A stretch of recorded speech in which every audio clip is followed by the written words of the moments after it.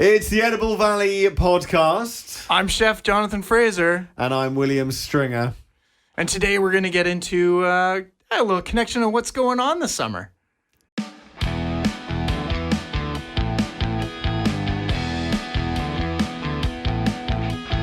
Welcome to the Edible Valley podcast. We want to invite you as we embark on a culinary journey through the heart of Vancouver Island. From the fertile fields to the pristine waters of the Pacific Ocean. We'll explore the stories behind the food that nourishes us. Tune in to each episode as we deep dive into the flavors, the traditions, and the innovations that make this a true paradise. Now please join us as we explore our Edible Valley.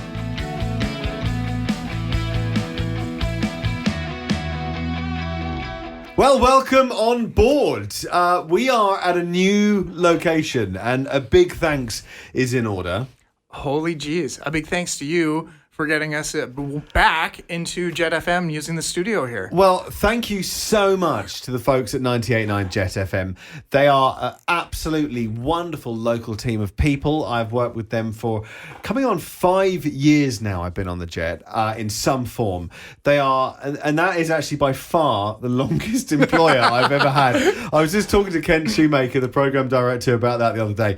Anyway, we are so grateful for the use of this studio. And John, this is a coming home for the podcast of sorts. This is where this isn't even where but we were at the old studio up on McPhee. Okay. And that's where me and Blaine got our first start, where we sort of got taught about doing podcasting and how to talk and what to do. And what year were we talking? We were talking, that would be around 2011.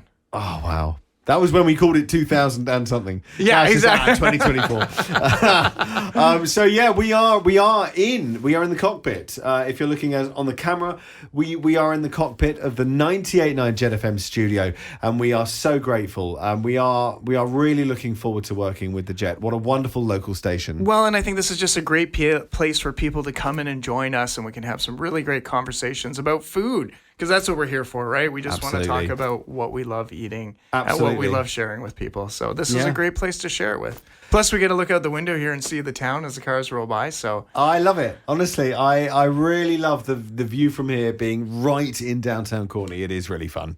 Yes. Right. So from there, let's start this podcast episode. I want to quickly bring in some news. Can you do a little jingle? Right, jingle now. Now. I don't know how to do a jingle. News just in. Just in. Big Wheel Burger. No, I'm really excited for this. A few years ago, I had to take an English test to get my permanent residency, get some of that.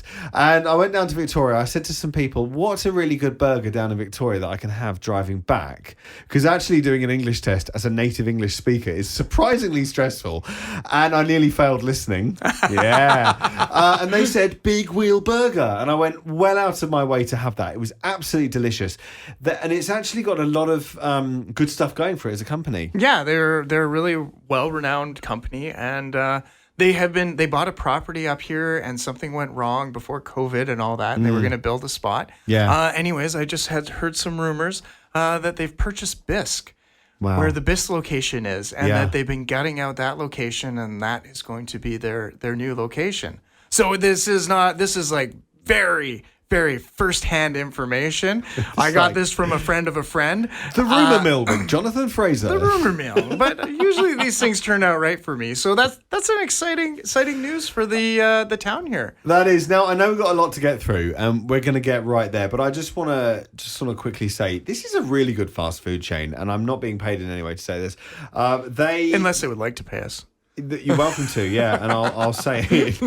They do compostable packaging, and they actually make it into soil.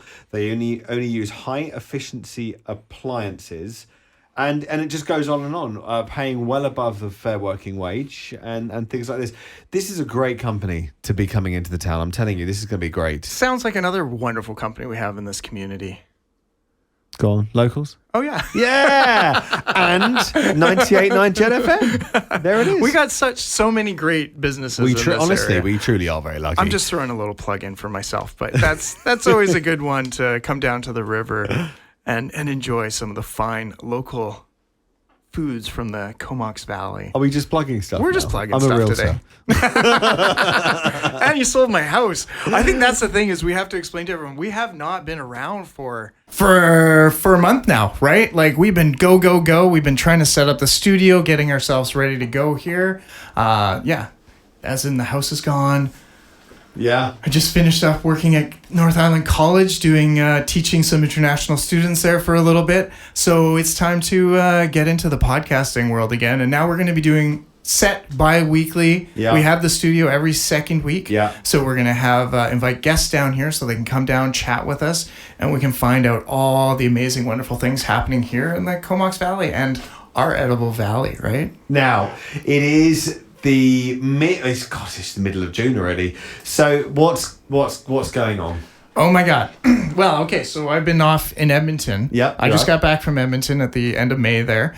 So I was at the the National Culinary Federation's Back to Your Roots Connection convention in Edmonton. So we had chefs from all across Canada. So we had the Western region, Central region, and Eastern region there. Now, remind anyone listening what your position is there. I am the president of the North Vancouver Island Culinary Federation. Mr. President. Mr. President, as I like to be called. And so I got to represent our area. So basically we're from Bowser North, even though we're slowly picking up Nanaimo because we're partnering a lot with VIU. So we have a bunch of students and members at that university. So that's awesome for us. And so it was great just to get in there. And so our very own Lesley Stav was awarded the Lifetime Achievement Award. Wow, yeah, she deserves that, eh? Jeez. And she was the runner-up. And I know she was the runner-up for Chef of the Year as well. So like double one there. Yeah. They actually had a vote. And there was a tie, and we had to revote. And of course, wonderful Leslie's been on the podcast a number of times, and she used to have your job. She used to be the president. Yeah. And so that's why as soon as I took over president, we're like, let's get her in there. Actually, I'm going to be honest, it wasn't even our association put her name forward. It was Victoria. They decided that she was such a role model to all of us and all the hard work she did that we should nominate her and put her name forward. That's amazing. Now, what got established at this conference? So many things got established. We just really got a connection with other chefs. That's the real thing. We got to see some really innovative food ideas. There was lots of cooking competitions. There was a junior chef, a senior chef competition, as well as a quick fire competition, which I managed to fail at miserably with my team. Tell me what happened. We went in for fun, and we had a lot of fun. So we made beef tartare, and then we made beef tartare again. Both something you shouldn't be voting on raw food for an event like this. Anyways, I should explain the quick fire is basically you have 6 chefs and you're staggered. So the first 2 chefs go into the table and they have no idea. They have to make a menu and they have to work for 20 minutes. Then they leave. The next 2 chefs come in. They have 10, 15 minutes to work. On the same dish? All on the same dish. Oh, they do this on Hell's Kitchen. Oh, yes. Except for we added the extra thing of like smuggling in some extra ingredients, stealing some ingredients from the other table. We had to have a hot appetizer and a cold appetizer, and one of our chefs decided that just a bucket of ice would be good for a cold appetizer. So it was just a lot of fun. The organizer was frustrated very much with us, but we had a great time and there was lots of good laughs. I haven't seen people laugh so much. Now, if you have any say over it, a really good one, and again, I'm going to refer to Hell's Kitchen, which is probably a dirty word for you. But they have a job that needs doing in the kitchen. Okay, they've got about 10 chefs working away on about 10 dishes and, something like that. And then Gordon Ramsay's like, right, one of you leave. And then he keeps on saying, one of you leave. And then everyone that's there is getting more and more stretched until there's literally one person standing there doing 10 people's job. It is a right laugh. All good times. So that was one of the things there. We had a couple AGM meetings, of course, for the National, just to vote in some new stuff.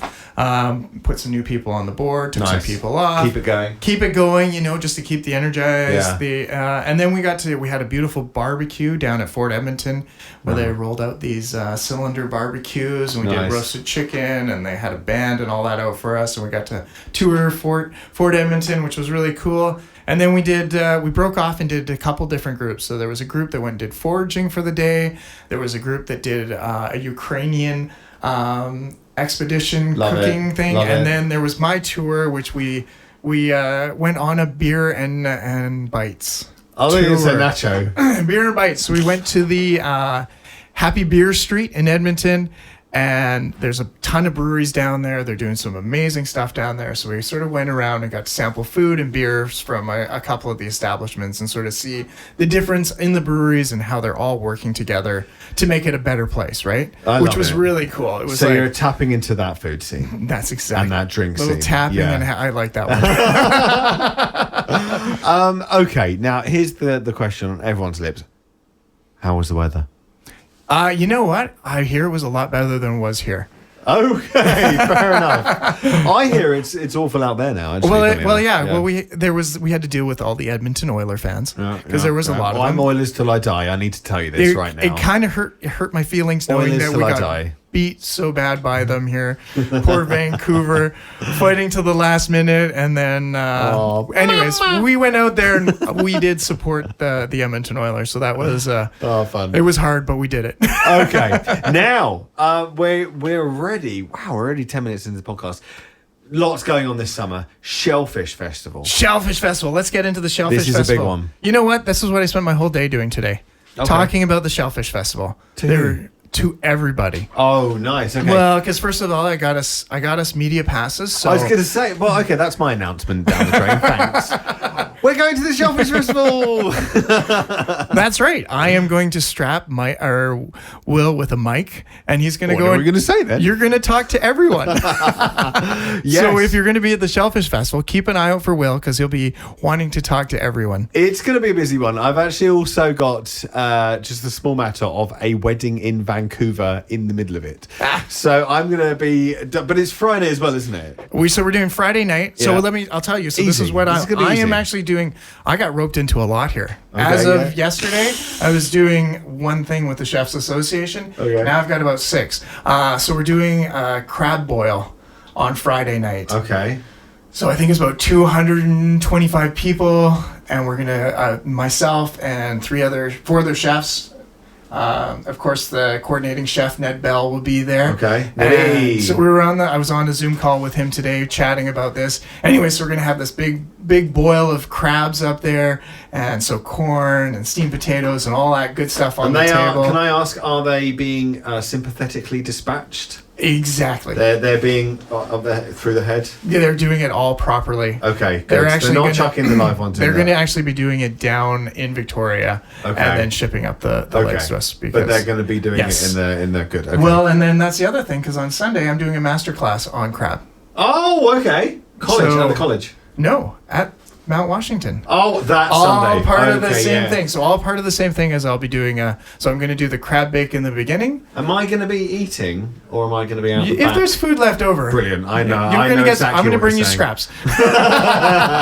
Great. Okay, that sounds really Yeah, fun. so that's one of the things I'm doing. There's a whole bunch of shucking competitions. We're also with the Chefs Association. We're doing a lunch up there. You know I can shuck oysters, by the way. Oh, I know. In Ottawa, Yeah. I've shucked boys. This is the joy of this. You get to jump on the chairlift and go to the top of the mountain to shuck oysters, and that's where the competitions are in having that's going oysters. to be So unbelievable. unbelievable. Wow, Mount Yeah. Washington. Wow, what a great It's going place to do be that. absolutely gorgeous for that. So that's happening. I know. So the Chefs Association, one of our big fundraisers is we're going to do a halibut luncheon. Nice. And so we're going to have. You said luncheon. I love it. Luncheon. So we've got some salmon gravlax as a little appetizer to start.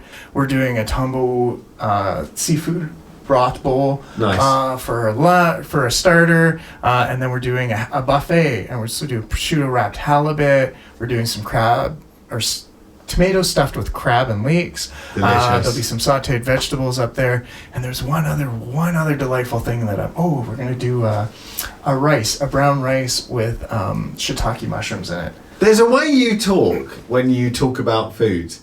It makes the food nicer. Does it? Yeah. Good, because I'm stumbling on what I... No, it's good because you're thinking about it as you say it. I'm just getting excited about it, you know? It's great. It's a good thing. It's a good habit. Okay, right. Now, sorry to hurry you. We got to get moving. We got to get moving. But there's so much to discuss. What's the next thing? I know. So that's the Shellfish Festival. So definitely look at that June 21st to 23rd up Mount Washington. I think there's still some tickets. That's a fortnight away. It's a fortnight away. So there's a lot of planning going on, a lot of fun stuff. And then my last two things are for the Chefs Association again, or I should say Culinary Association, because we want to be inclusive, because not everyone is a chef, but we all like to cook, so we're very inclusive. So we had two things this weekend. We were at the farmers market. Oh yeah, it was you did a cook-off. Food fest. Yeah. So we had a blast. Now you see, I've got to tell you, by the way, contractually, now we're doing this at 98.9 Jet FM, which is the Comox Valley's best rock. We need to kind of a little bit more. So that's what it was. We had some omelets, and we were like, wow. Yeah. So we were all over that. So we did some omelets, some ribs. We did some grilled lamb. So nice. We took some greens and made a couple slaws with like a nice. All sorts of fun things. Nice. Gosh, I'm too excited about it. I had so much fun down there. There was about 8 chefs down there. And it was busy, eh? It was busy. Wow, we sold out of all of our food. Oh, we had some snapper and sole that we did with a little treat on top of it. It was just a good time. Yeah, we made a beautiful aioli. Wow, yeah. I love it. I'm actually 1% mayonnaise as a human being. I know, I lived with you. Yeah. And then the last thing that I can finish off, because I know we're trying to keep to a timeline here and be really respectful of our listeners out there, and thank you for listening.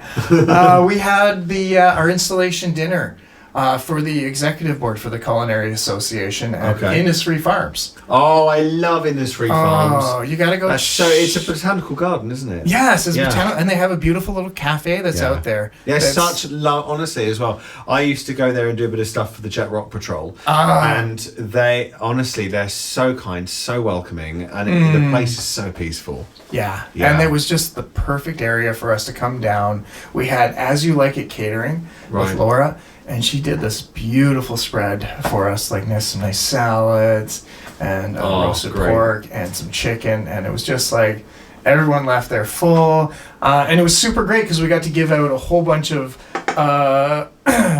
bursaries. So we gave out about $5,000 in bursaries this year. That's fun. And then the other one, the other organization that we love and we love to work with and do a lot with is Lush Valley. We gave them $1,000. Yeah, the Lush Valley, absolutely wonderful, and what a worthy group of people to give that. Yeah, sustainability. They're about sustainability, aren't they? Yeah, it's all about sustainability. So we thought giving that money was we do an outreach, like we've done the Transition Society. We actually have a dinner coming up in the fall for a ticket that we gave away for the. Oh, great. For the Transition Society that they bought, that we're cooking a dinner for 10. And so this year we changed it up and we did Lush Valley because we did a bunch of stuff with them. We did a beautiful, we actually coordinated with them and did a food truck class. So people could learn how to run a food truck and the food safety and sort of the cooking behind it, right? A very specific set of skills. Exactly. Yeah. And there's some of them are transferable, right? Like you can take those, you can use them in a food truck, but you can also use them to move into a kitchen, start a restaurant. So if you're starting a food truck, you can nail your things down and then you can open up your own restaurant. It's just one of those nice little things to do. So it's summer. This is what it's like. Summer. Yeah. And it is actually summer now, isn't it?